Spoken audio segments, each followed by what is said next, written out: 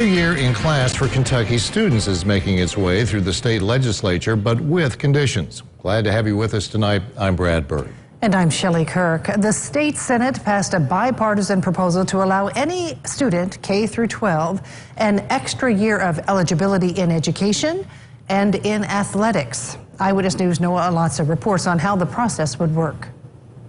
So many kids have missed out on precious learning days during this year. We would be kidding ourselves if we didn't take into account the social repercussions that these shutdowns have had. A bill in Kentucky would allow any student to apply for an extra year in light of the pandemic.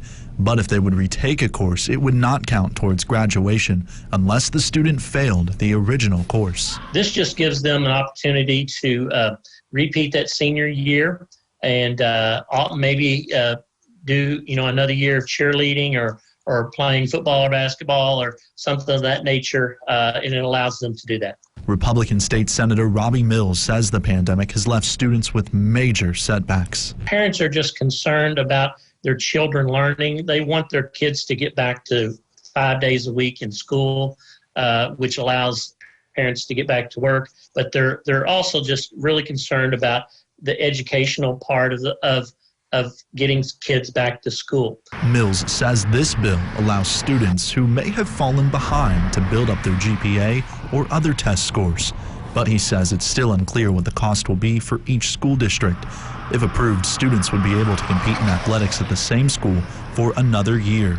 But in Owensboro, school officials say that they have concerns. And then it kind of backlogs everybody, and there's more students in the building. That could lead to potentially more teachers having to be hired, or some other unforeseen costs that you don't necessarily see on the face of this bill. Local school boards would have to regulate the change if it becomes law. There's that crucial line in the bill that says that the school board has to either approve all of them or approve none of them. It's really tricky when you have to either allow them all or just allow some of them. So we'll kind of have to wait and see what the demand is for our district. If it's approved, students would have until May 1st to request another year. The bill now heads to the House. In Henderson, Noah Alatza, Eyewitness News.